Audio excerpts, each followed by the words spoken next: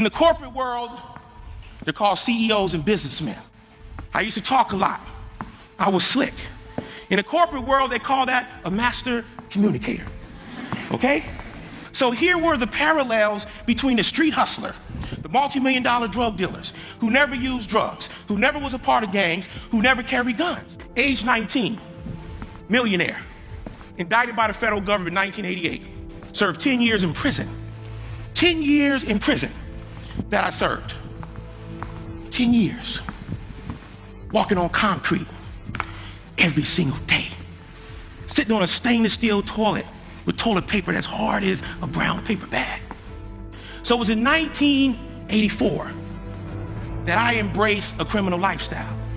My criminal lifestyle was shaped by my mentors.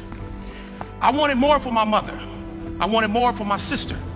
And I decided that this was the way for me, which was the meal ticket for tens of thousands of young men of color in inner city communities across America. I was one of those guys. And it's not something that I'm proud of, but you always have to go back to the beginning of how it began. I made up to $35,000 a week in my heyday.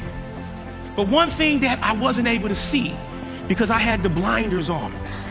When you grow up in poverty, the front lobe that many of these intellectuals talk about that goes undeveloped, it doesn't allow you to see the world through the eyes of people who have been exposed, who have had access to the American dream.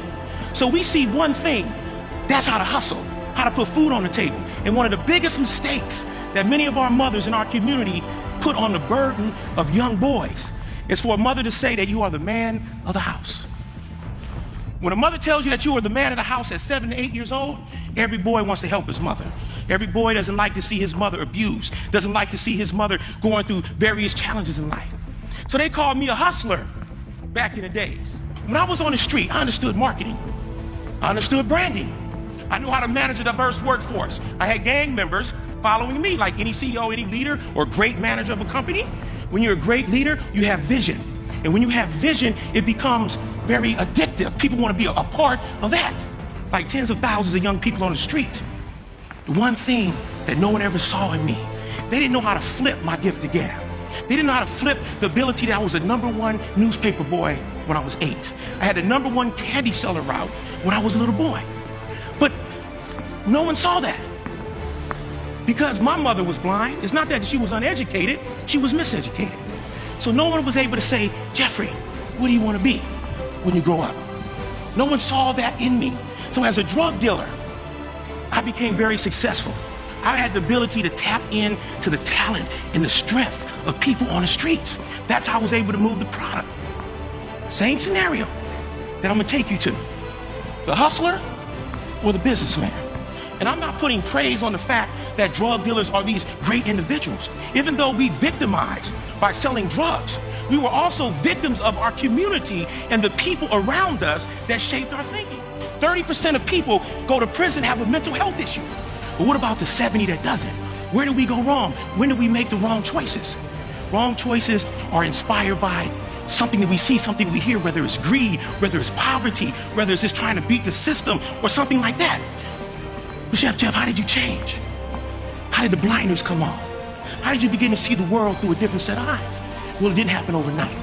There was a collective of situations, circumstances, intellectual stimulation. I read my first book in prison. I was told for the first time in my life that I was smart in prison. An older man in prison taught me how to shave with a razor in prison. But not only did that begin to get me to see myself different, I became the same analyst that I was on the streets. See, I was in the federal system. I was in prison with some of the brightest minds on the universe. Stockbrokers, presidents and CEOs of corporations, judges, lawyers, former DA agents. I began to build the relationships with them. I became an intellectual jacker. I robbed them for knowledge. That's right. I learned to cook in prison. I found my gift. It was fueled by my dream. The gift was cooking. Never knew that in my life. When I came home from prison in 1996, they told me I couldn't get a job and I wouldn't get a job. Well, I proved them wrong. I went in as a dishwasher. When I first got my job, there were things I had to change about me when I got out of prison. Everything. I had to build a brand. I had to rebuild my image. Clean shaved my face.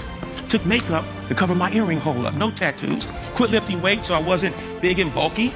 I got my teeth fixed. $2,600 grill. Look at that.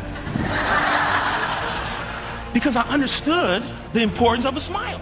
I haven't had to straighten up the way I walk, because I still walk cool sometimes. So this is how I used to walk.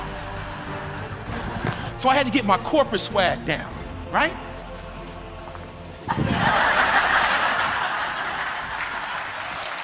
Chef Jeff, how did I do it? I built the right relationships. I learned to smile. I changed my swagger. It took me 3.5 years to get a job at the Bellagio. I changed my walk 3.5 times. And I finally got the job. My mission is to get you to really understand the power of potential in individuals who may have grew up with circumstances and situations that shape the thinking process of them. Well, I believe that everybody was born with a gift. I believe that everybody was born with the abilities and the strength and the genius to become someone. The reason why we're successful in here, because we discovered that. We unleashed that. But there's so much talent in the hood. There's so much individuals out there who are smart, who are forward thinkers, but they were using that intellect the wrong way.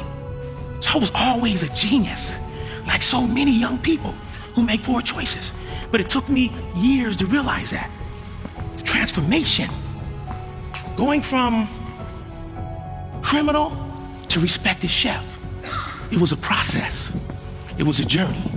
And I knew in order to be the best chef in America, I had to go amongst the best chefs to learn, to study. The transformation.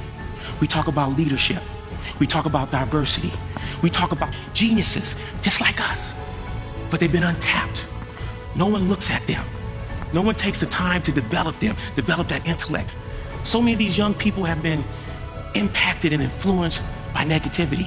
Why shouldn't we live the American dream? Doesn't matter where you come from, what religion you are, what your story is. Everybody has the power of potential. Everybody can change. Each and every one of them should have that opportunity to live the dream.